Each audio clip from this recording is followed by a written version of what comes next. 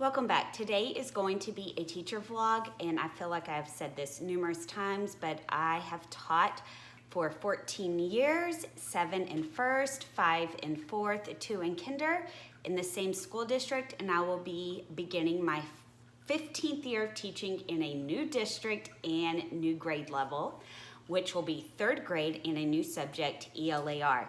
So I'm gonna kind of show you things that I have prepared and prepped. I have not been able to get into my room yet because it's getting new carpet. We're going to Rockport on Friday, so I'm trying to get everything put together so when we get back I can just move right into my classroom. So I'm going to kind of show you sections by sections. My living room, bedroom, and garage are covered in school things. I like to start with my teacher binder first. I will be teaching switch classes, so I have my homeroom's things right here and then my trade groups things right here. I create an attendance paper in elementary where I live. We do not take attendance according to classes. We just take it in the morning, so I like to keep track. And I get on my district's website, print off their calendar, and then I design my attendance thing. I also keep track of the 6 weeks so I know when grading periods begin and end, and I can easily see how many days kids have missed or have been present in each grading period. Behind that, I will have grades for my class. This is where I will keep their grades for each 6 weeks. Again, I listed the 6 weeks. Behind my grades, I have TEKs, and what I will do here is, depending on what TEK it is, or if I want to make any note, I'll list the TEK here. Of course, the kids' names will be written here, and I'll put like mastered, progressing, or might needs more attention to. I also left notebook paper in here so I can make notes if I need to on individual kids. Then behind my TEKs will go my SPED 504 at-risk information, so that way I can make sure I am reading and going over kids' IEPs and such. And then it's the same thing for my trade group. It's their attendance, their grades, their TEKs, as well as their SPED 504 at-risk information. Before I show what's in these folders, I want to go back to the binder. When I have switch classes, I color code them. So for example, my homeroom is going to be blue and my trade group is going to be red. This really helps me keep things organized. So, got these folders, blue for my homeroom, red for my trade group. These are their work in progress folders, folders that will stay in the classroom. And in here, I have added a bar graph and anything I take a grade on. The child could write the TEK if I have it posted, the assignment right here, and then they can shade up to show their score. And then behind it, I have what is their treasure box things. When they receive 10 stars or 10 stickers, they can go to treasure box, and that's a whole nother thing. So in here, they will keep work that they didn't finish, that's not homework, that will be in-class work. These folders will not go home. When they do get their bar graph filled or sticker chart filled, I will take those out and they will go home and I will put new ones in. The next thing I created was a clip chart. I am going to be teaching 3rd grade, so I am not going to tell the parents every day what color their child ended on. This is more used for me and for the child in my classroom, so I can remember and praise the kids that are doing a good job, and then really think about how many times I've given certain kids warnings. So right here, you can see my green is much larger than any other color. That's because all kids start on green. One side will be my homeroom. I'll write their names in blue on clothespins. On the other side will be my trade group, and I will write their names in red. And so if they're doing good things, or I don't know, just I can't think of any examples off the top of my head, they can move their clip up, and each color moved up is a star or sticker in their folder, so they could get up to 3 stickers. Now coming down, this kind of varies depending on, I guess, where you're teaching. The district that I'm going to be teaching in pretty much takes care of this for me. Yellow, I don't usually tell parents that. Actually, I never do. If I am able to fix the behavior in class and the child responds to it very well, I don't think, the parent does not need to know. They can get moved up. However, when if it's not working, they go to orange, and then if it's really not working, they go to red. I have taught for 14 years, and I have never had a child go to red. So this is very helpful for me as well as the kids, just reminding where we are in our behavior and my expectations. Next part is what I do on the outside of my classroom, and I will always decorate it according to the theme that we are doing for that year. This year we are doing adventure, and I love this paper. It's really good. I don't know how to describe it. It doesn't rip and it doesn't fade, but I'll be using that on my outdoor bulletin board.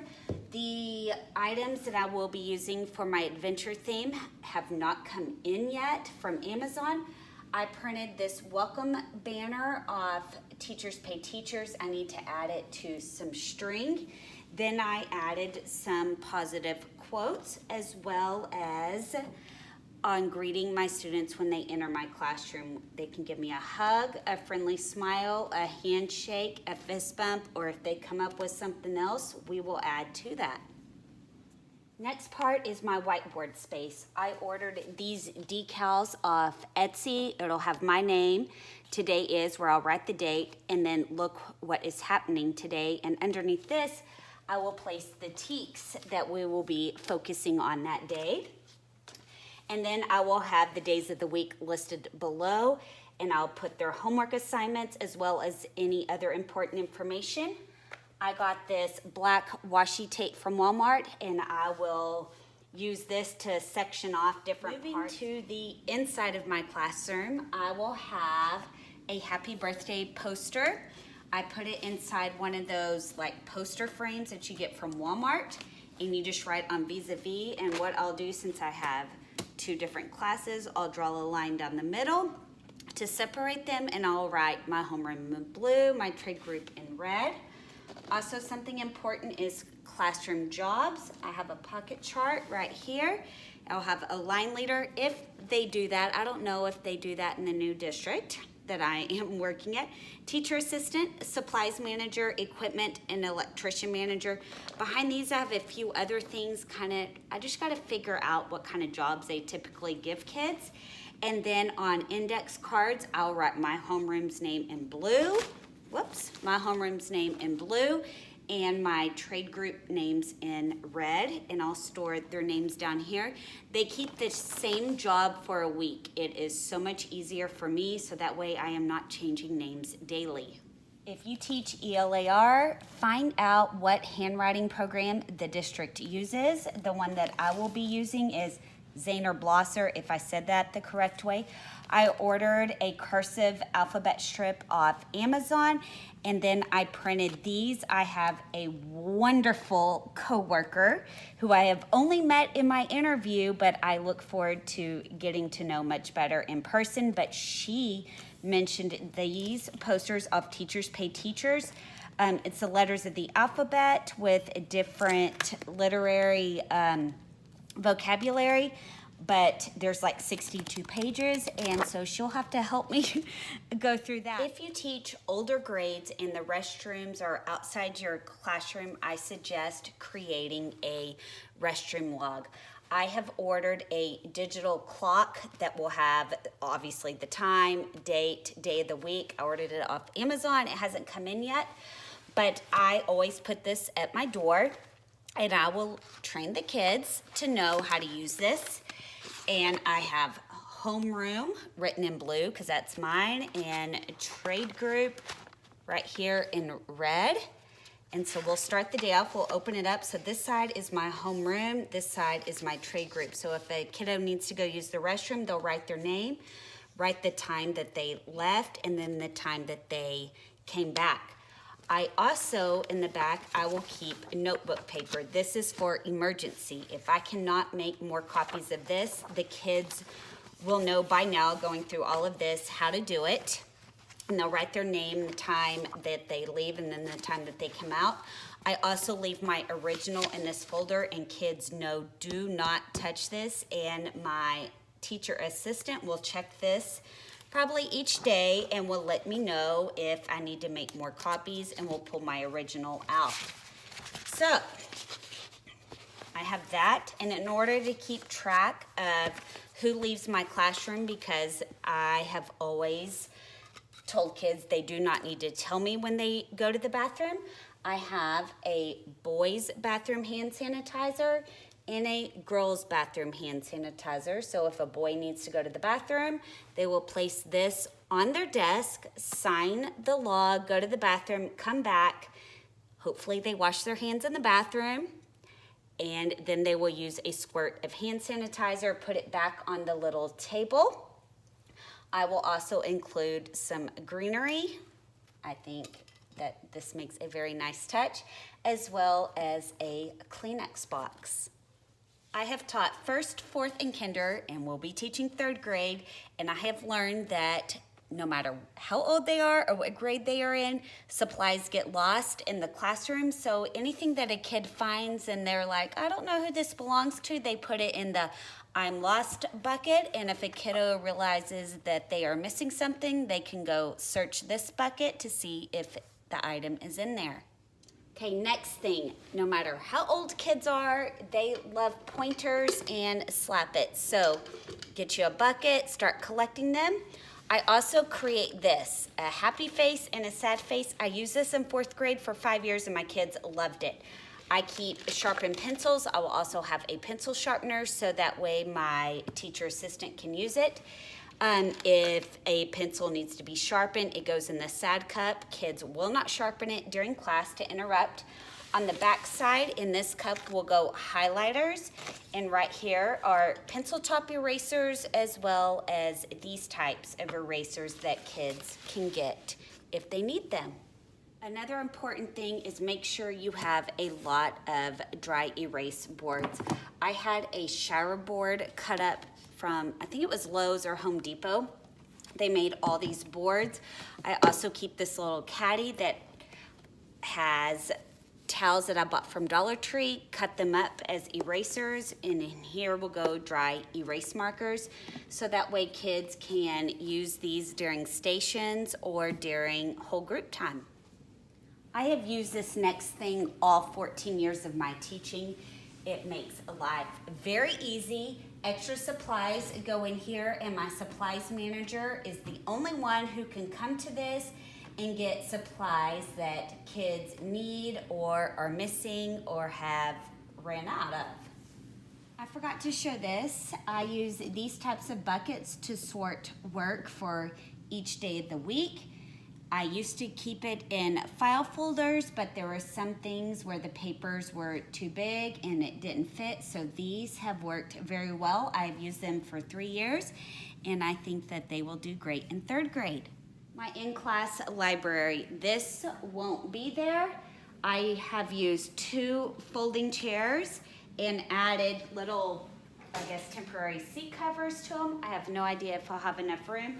I do have 2 of these rugs that I'll put right here.